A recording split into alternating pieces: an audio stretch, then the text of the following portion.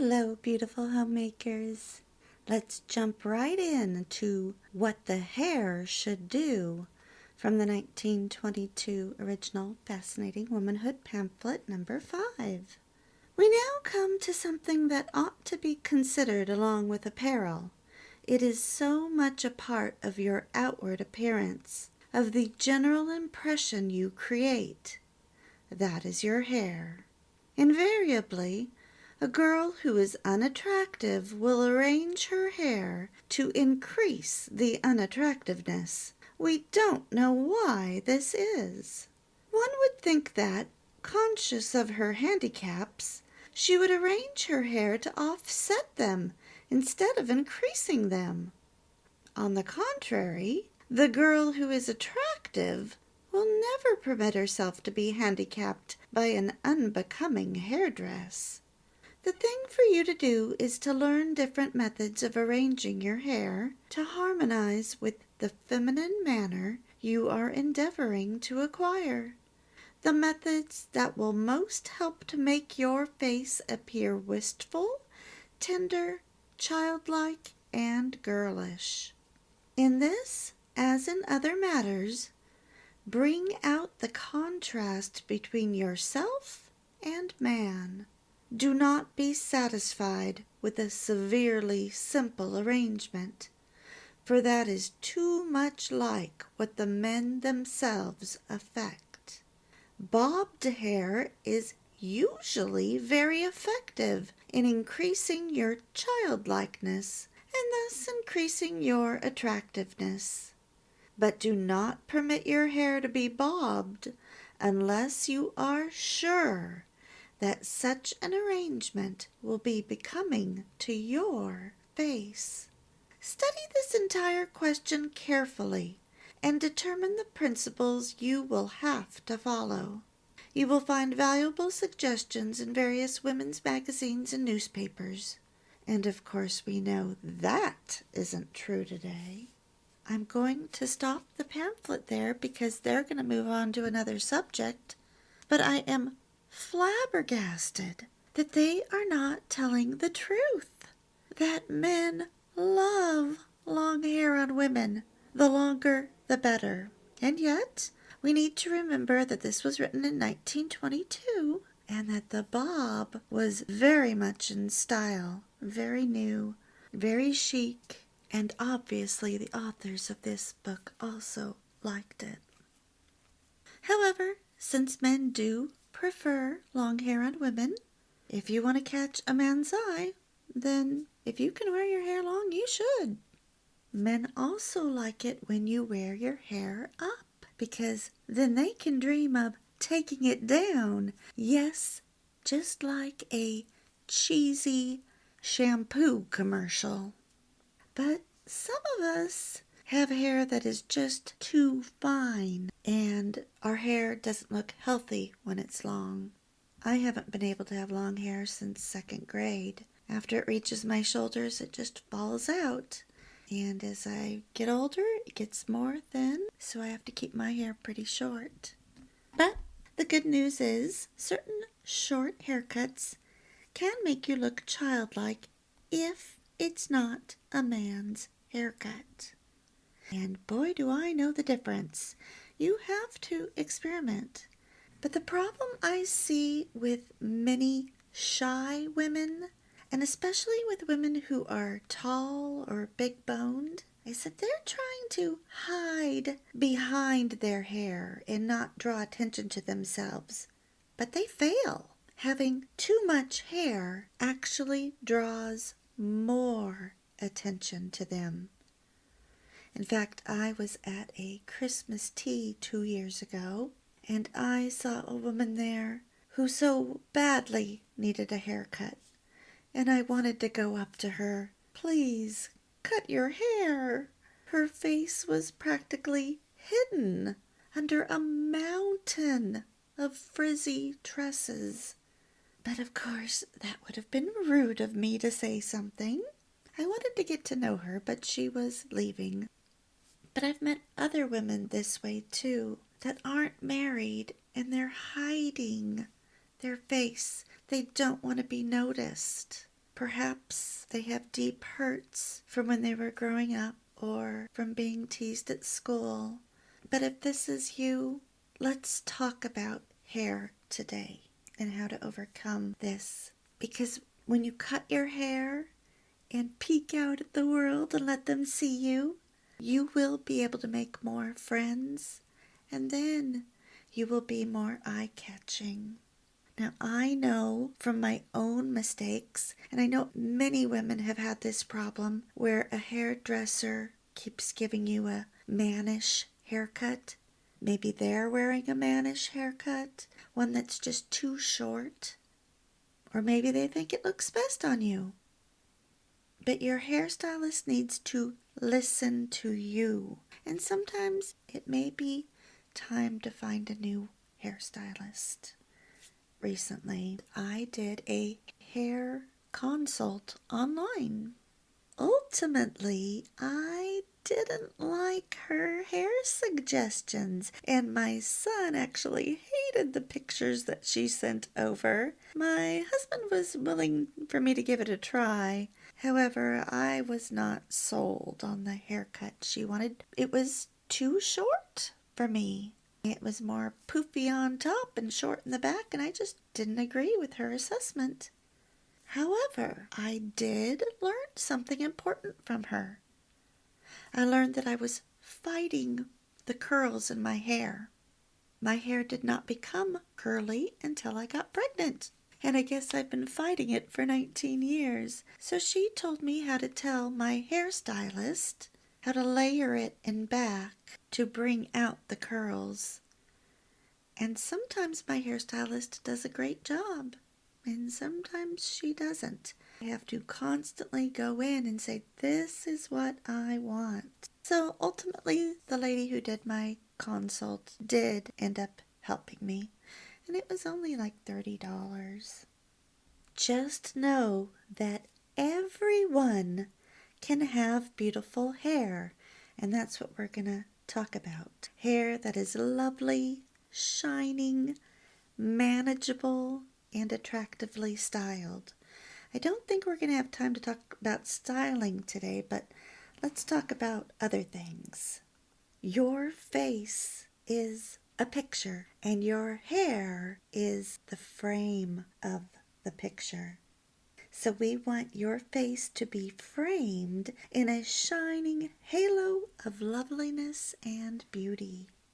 Now, Emily Hunter is the one that said that, and I'm going to be telling you some points from her book, The Christian Charm Course. She mentions that to have hair that is vibrant and glowing, you must exercise, and you must have a good diet. Charlene Johnson in Letters on Loveliness says the exact same thing. She says healthy hair stems from a healthy body. Junk food actually dulls our skin and our hair. Emily Hunter mentioned something that I hadn't thought about before, that our hair is a built-in dust catcher and dirt trap. Every particle that floats through the air gets caught in our hair. That could be bath powder, pollen, dust, smoke, soot. And I notice that when I look at my hairbrush, I'm always amazed to find lint in my hairbrush. And I've always wondered, how does that get there? It's just coming from the air. You know what creates a lot of lint? Toilet paper. Every time you grab that roll, lint is flying everywhere. Think about how often you could blow away the lint from the toilet paper holder or the wall underneath where the toilet paper holder sits could be filled with lint. And of course, where do we brush our hair? Usually in the bathroom. Now remember, in old movies they always tell you to brush your hair 100 times a night. And some people have said, oh no, that's just a wives' tale. And other people swear that it's the truth. I have done some research on this, and I discovered that it is quite important. you might not have to do it 100 times, but you should brush your hair at least 50 times. And when you use your hairbrush, you are getting rid of the dust and the dirt, and you're giving your hair a silky, lustrous sheen. When you sweep your brush along the strands of your hair, you're actually polishing the entire length of your hair shaft, adding sparkle along the way, as Emily Hunter says. Brushing stimulates and massages your scalp.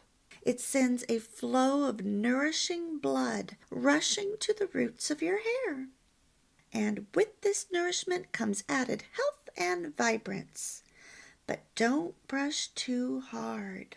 Brush gently and carefully, yet firmly and thoroughly, making sure that the bristles actually touch your scalp. If you're just brushing the hair without brushing your scalp, you're not getting the full benefit, because it's the brushing that spreads the natural oils from your scalp down the entire length of the hair shaft. That lubricates your hair.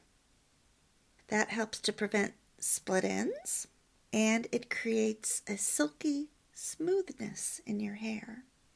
Now, if you have oily hair, brushing will also help.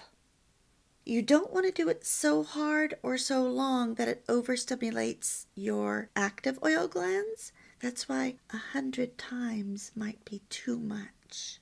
But moderate, gentle brushing can actually relieve the oil congestion at the roots of your hair, and then it distributes it along the length of your hair strand.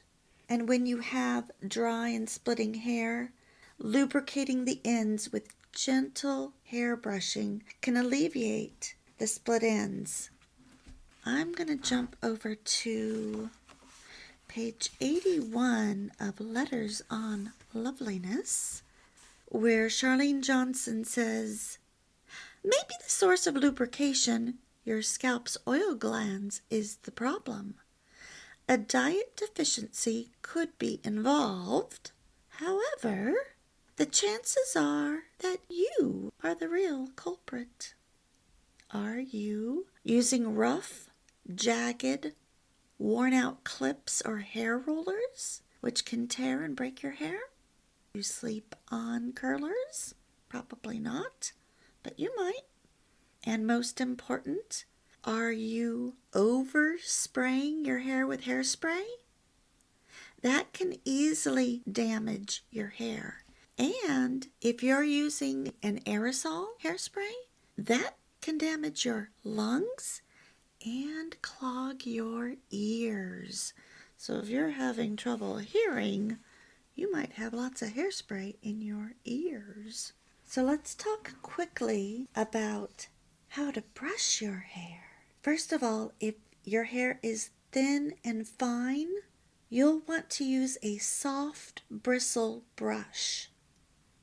But if your hair is heavy, choose stiffer bristles.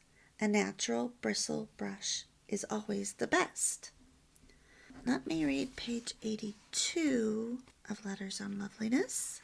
She says there are 2 bristle types to select from: natural or nylon bristle. Natural bristle tends to be more flexible and therefore kinder and gentler to your hair and scalp. It does cost more, but you know what? It's fairly cheap on Amazon, like $20 or something. And it's far better for nightly brushings and is especially good for thin or fine hair. Natural bristles tend to absorb hair oils and become more flexible over a period of time. But when the bristles are splayed, it's time to discard the brush. Now, I tried this for my baby fine hair, and I discovered that I was allergic to the bristle brushes, but I think that's rare. I have a very sensitive scalp. Nylon bristle brushes can vary from the extremely stiff to the more pliable, depending upon the length of the bristles, plus the arrangement of the tufts. Tufts. A nylon bristle brush is the best one to use to brush out your hair if it's medium to thick, or an all-around brush if your hair is very thick or coarse. So, do you bend over at your waist and dangle your head downward so that your blood starts scurrying towards your scalp, and then brush from the nape of your neck down to the tips of your hair? I hope you do, because that is the proper way to brush your hair to get the oil flowing down the entire shaft of hair. You want to brush your entire head this way. And then after you're done brushing, always remember to remove the loose hairs and the lint that you will discover in your brush. You want to take a comb, a wide-toothed comb, and run it through your bristles. Do that several times in several directions so that all of the hair and lint that's trapped at the base of the bristles can come out. And then you rub the surface of the bristles along a towel to wipe away the fresh dirt. I've always enjoyed using a wooden brush handle. However, when I learned the importance of washing your brushes weekly, I went to the grocery store, bought a new brush, one that I could put in the dishwasher. That really helps get all the lint removed. In fact, I watched one YouTube video where the hairdresser was saying he had a woman come into him who said that the day of her haircut, her hair was always in perfect condition. She went home feeling great, but within a day, she would brush her hair and her head would start itching. He gave her new shampoo to try, new conditioner, but nothing worked. And he finally thought to ask her, well, how often do you clean your brushes? She never cleaned them. She didn't know she needed to, and that was her whole problem. So let's talk about how often you should shampoo. In the USA, many people shampoo their hair daily, and that probably is not the best thing to do.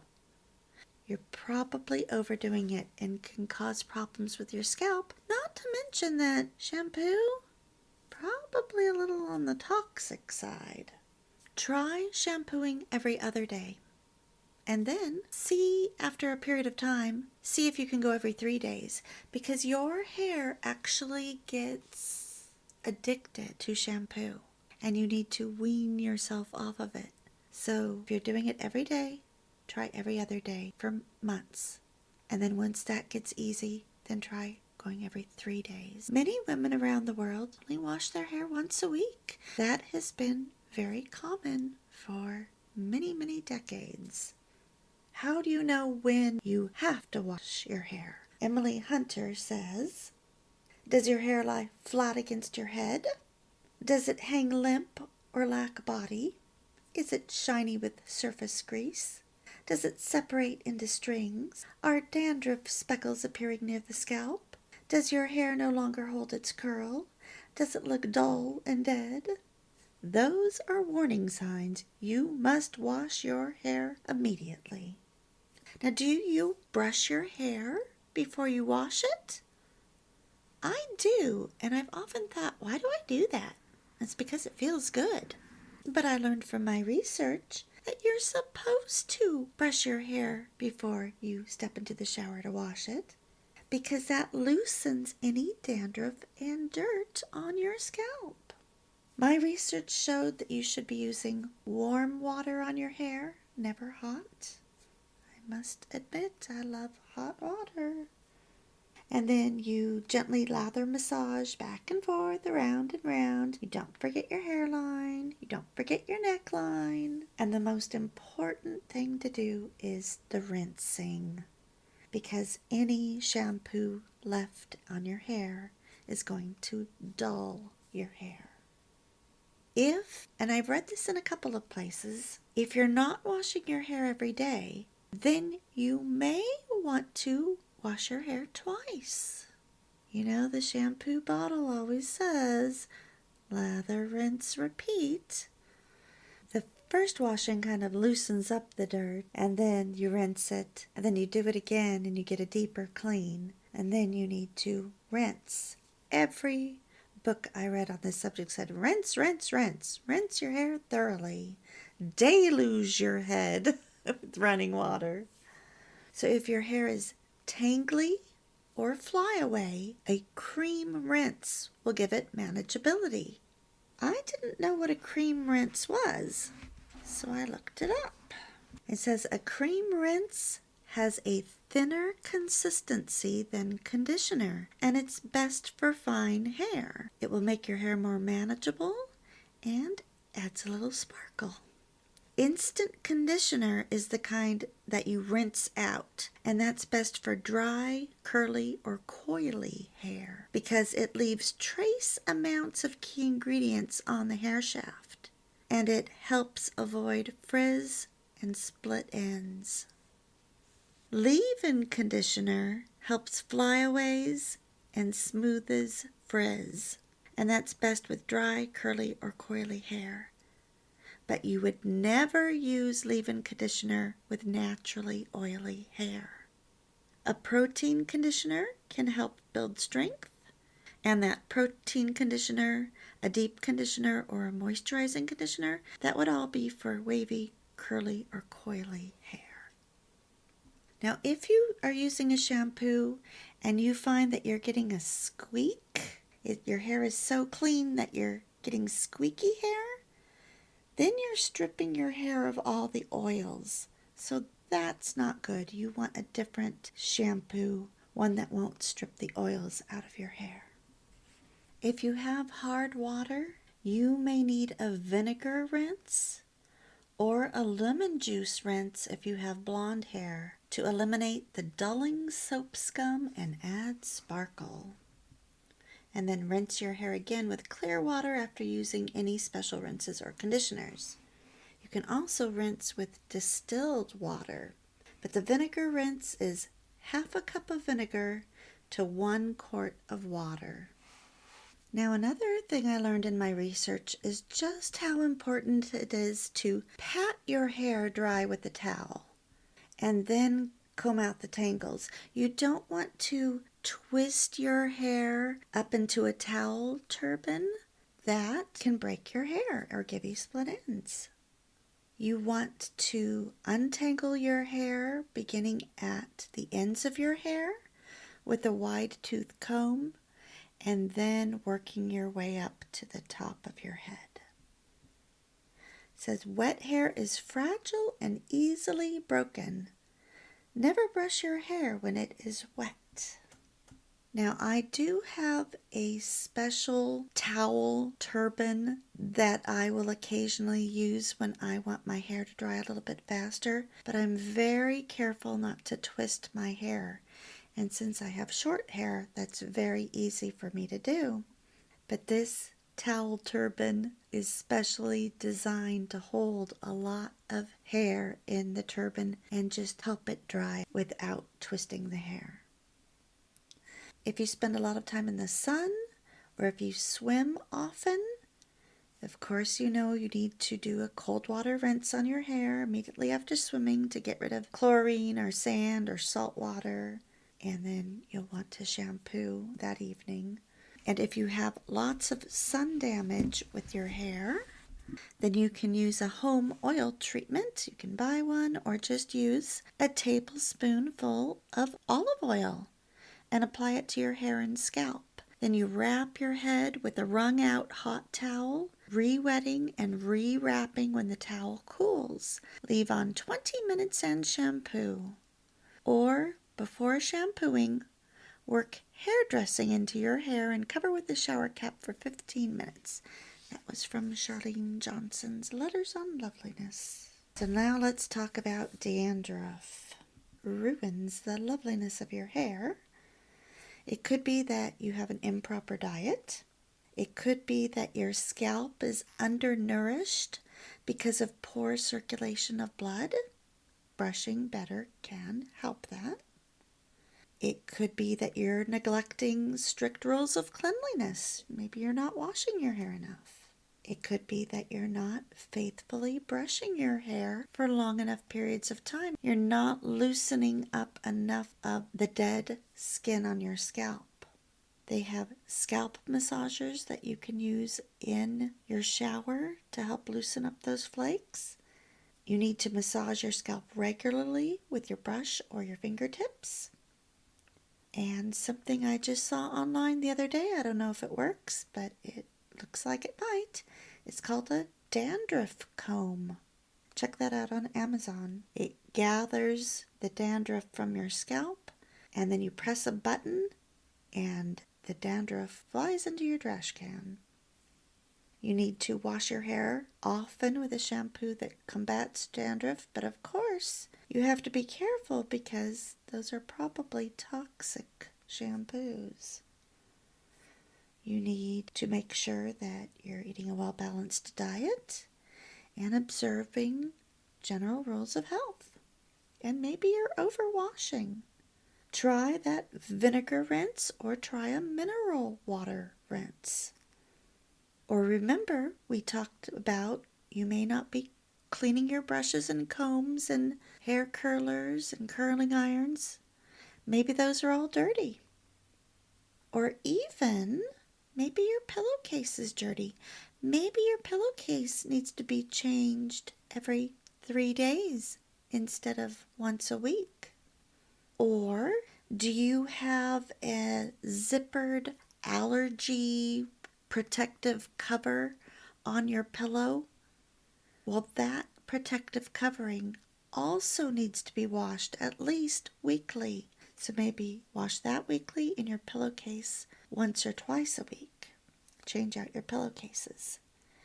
Or maybe you're not washing your bedding in hot water. Are you washing in cold water? Because only hot water kills dust mites. And the last thing, maybe you need to wash your pillow. If you have a pillow that isn't washable, put it in the dryer or put it out in the sunlight. Okay, I need to wrap this up. Let's talk about just how concerned you need to be with your hair. Hair is very important. We talked about how it frames your face. It is one of the first things that men notice. If you recollect, men always say the redhead, the brunette, the blonde, the crazy-haired lady. They identify women by their hair. However, you have to be careful to avoid idol worship of your hair. Emily Hunter makes a point of saying in her book, Christian Charm Course, avoid idol worship of your hair. But on the other hand, ignoring your hair does not make you spiritual, and plain drab hair does not make you pious. God wants Christian women to differ from the world mainly in our attitudes of the heart, not by our appearance. 1 Corinthians 11:15 says, "If a woman has long hair, it is a glory to her, for her hair is given her for a covering." Tousled, unkempt, and unattractive hair cannot glorify God. Honor this lovely covering God has provided for your head by keeping your hair shining and lovely. In this way, you can glorify God in your body and in your spirit, which are God's. That's 1 Corinthians 6:20. When your appearance is pleasing and socially acceptable, your witness for Christ gains a wider and more respectful audience. An inappropriate or oddball appearance reduces the effectiveness of your Christian testimony. She also goes on to say, Christians are to shine as lights in the world, but not by flashing a flamboyant headlight. Let your good works provide the wattage for a bright inner glow, which will attract more respectful attention than the blaze of your hair. A spectacular and extreme hairstyle gives an impression of worldly vainglory, not Christian modesty. For true loveliness, maintain a sensible balance in your attitude toward your hair. Be neither so indifferent to style as to make you appear odd or eccentric, nor so obsessed with hair fashion as to make you appear showy and garish. 1 Timothy 2 verses 9 and 10 says, "In like manner also, that women adorn themselves in modest apparel, with shamefacedness and sobriety, not with braided hair, or gold, or pearls, or costly array, but which becomes women professing godliness with good works." She goes on to say, "Any sudden flamboyant change or bold bid for attention by dyeing your hair will produce a stir and a buzzing. But remember, attention is one thing and admiration is another." I think that is such an important point that she makes. A girl who flaunts a false hair color gains nothing but a stamp of artificiality and an aura of hardness and boldness, whether deserved or not. She loses her freshness and her youthful appeal. That's because our hair color looks best on us. You don't need to change the color of your hair, especially when you are young. When your hair is a brash or odd color, what does that signal? It signals rebelliousness, and men do not want rebels for wives. Now, if you have gray hair, some women look fabulous with their gray hair. My mom is one of those people, and I know several other women in my women's group who have the most lovely gray hair. But that, unfortunately, isn't everybody, and sometimes gray hair can make you look old and drab. Gray hair is a glory, we know that, and yet I've known plenty of lovely Christian women in their 70s and 80s who have dyed their hair and kept their brown color. They look younger. If they had gone gray, they would have looked older. But some women can wear gray beautifully. Also know that when your hair goes gray, your colors are going to change and what you look best in. Gray is a cool color, so if you have warm hair and you go gray, you're going to have to change out your wardrobe. I do dye my hair. I use John Frieda's. I do it at home. And one thing I have learned is that I need to stick closest to my natural hair color. I kept reading that after age 50 you should go one shade lighter. Well, I tried that, and it looked awful. So now I'm going darker, back to more of a Snow White look, not raven hair, but dark.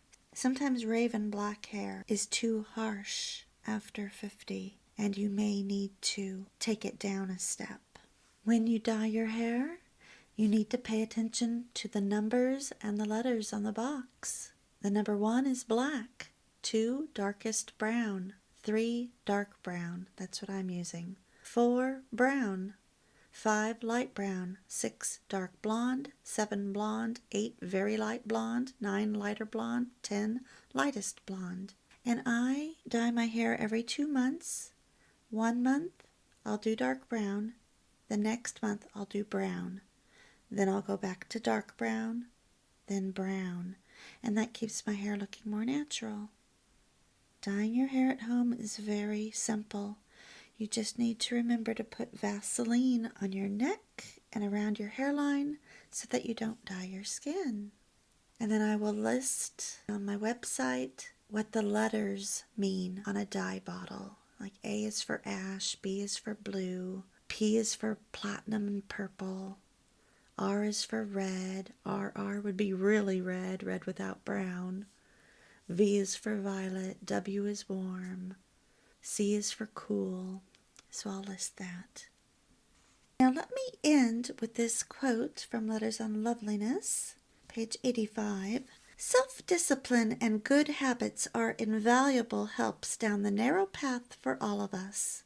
William James once said, "Could the young but realize how soon they will become mere walking bundles of habits, they would give more heed to their conduct while in the plastic age." But even better than the word plastic is the word we've heard used so often, clay. Oh, that our most fervent prayer be that we become clay in the potter's hands, willing to be molded by him. And I'll end with this quote by author unknown. Yesterday I dragged wearily along, passively resigned, the girl I am, between the girl I might have been and the girl I yet may be. But now I feel that with Christ's help, all things are possible to the aspirations, the energy and courage that are thrilling in me in this beautiful newborn life of today. And the girl I yet may be draws closer to my side. Thank you so much to those who are hitting the like button and sending me such encouraging comments to continue this series. I really appreciate your sweet comments, and I've noticed several of you beginning at the beginning and leaving me comments along the way in each of the pamphlets, and I really appreciate that. I hope that you're learning a lot, and remember that I am on this path with you. So thank you again. Bye!